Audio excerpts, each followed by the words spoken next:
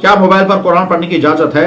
अगर हाँ तो फिर बताइए कि अगर वो वही मोबाइल लेकर बंदा बाथरूम या पेशाब करने के लिए चला जाता है, उस पर क्या हुक्म है? जवाब उसका यह है कि मोबाइल के अंदर जो कुरान फीड होता है वो ऐसा ही है जैसे इंसान के दिमाग में कुरान फीड है। हम में से हर शख्स को सूरह फातिहा याद है, वो दिमाग में है। जैसे हमारे दिमाग में सूरह फातिहा और सूरतें और जो हाफिज होते हैं उनका पूरा कुरान जैसे दिमाग में है, इसी तरह से मोबाइल के अंदर कुरान फीड है। तो हम अपने इस दिमाग को लेकर जैसे बाथरूम जाते हैं, उसमें कोई एतराज नहीं, इसी तरह से इस बाथरूम को, इस मोबाइल को लेकर हम बाथरूम जा सकते हैं, उसमें कोई एतराज की बात नहीं है। ये नहीं कहा जाएगा कि आप कुरान बाथरूम लेकर गए, ये कहा जाएगा कि आप मोबाइल लेकर के बाथरूम चले गए। उस मोबाइल के हजारों फंक्शनों में से एक उसको कुरान में भी है।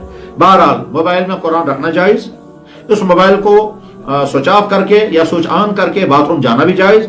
उस मोबाइल पर कुरान करीम पढ़ने की भी इजाजत है और सारी दुनिया में कुरान पढ़ा जा रहा है और नेक से नेक और बड़े से बड़े अहले इल्म मोबाइल पर कुरान करीम की तिलावत करते हैं। सारे आलम में हर जगह, हत्ता कि खाने काबा, मस्जिद नबी में मोबाइल पर तिलावत होती है।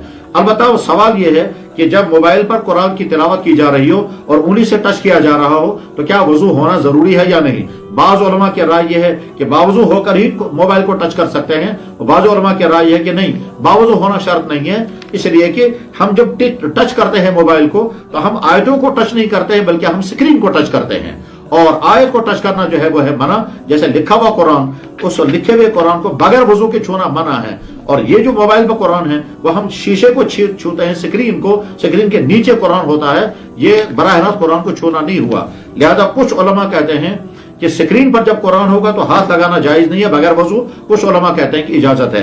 बहरहाल जहां तक तिलावत करने की बात है तो तिलावत कर सकते हैं। इसी तरह से अगर किसी ने टांगें फैलाई और पाँव के नीचे मोबाइल हो तो ये नहीं कहा जाएगा कि इसने कुरान की तरफ पाँव फैलाए, बल्कि कहा जाएगा मोबाइल की तरफ पाँव फैलाए। मोबाइल के अंदर अगर कुरान है तो उसकी वजह से कोई बेअदबी नहीं मानी जाएगी। दूसरा सवाल यह है, ये पूछते हैं मैं लेट कर दरूद शरीफ का विद कर सकता हूँ, टेक कर लगा करके पढ़ सकता हूँ, बेड पर सोते सोते पढ़ सकता हूँ या नहीं? तो जवाब है कि बिल्कुल पढ़ सकते हैं। लेट कर भी, बैठ कर भी, पाँव फैला कर भी तिलावत भी कर सकते हैं, जिक्र अस्कार भी कर सकते हैं, दरूद शरीफ पढ़ सकते हैं, इस्तिग़फ़ार भी कर सकते हैं। कुरान करीम में तो अल्लाह ताला शान फरमाते हैं, अल्लज़ीना यज़्कुरूनल्लाह क़ियामन व क़ुऊदन व अला जुनूबिहिम, वो लोग जो अल्लाह का जिक्र करते हैं खड़े होकर, बैठकर और अपने पहलुओं पर, पहलू का मतलब लेट कर, तो लेट कर ये सारी चीजें करने की इजाजत है।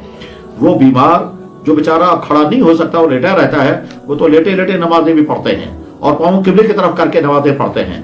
बैठकर जो लोग नमाज पढ़ते हैं उनमें बाज़ लोग ऐसे भी जो पाँव फैला करके नमाज पढ़ते हैं। तो इस्लाम ने इस तरह की सारी सूरत हाल में सारी इबादत करने की इजाजत दी है। और वो लोग जब खड़े भी नहीं हो सकते हैं तो बैठे बैठे सारी कुरान की तिलावत करते हैं। तो बैठकर जब कुरान की तिलावत करने की इजाजत है तो दरूद शरीफ पढ़ने की इजाजत क्यों नहीं होगी? इसी तरह से लेट कर। इसी तरह से जब हम शाम को लेटते हैं तो लेट करके जो तस्बीहात पढ़नी होती है, तस्बीह फातिमा, सूरह मुल्क, चार कुल, आयतल कुर्सी और दुआएं, ये सारी तो लेट कर। नमाज में नींद के दौरान आंख खुल गई, डरावना ख्वाब देखा और उसी में इंसान को लेटे लेटे दुआएं पढ़ने की इजाजत दी गई है। खुलासा ये कि जहन से निकाल देना चाहिए कि लेटे लेटे पढ़ने की इजाजत है या नहीं।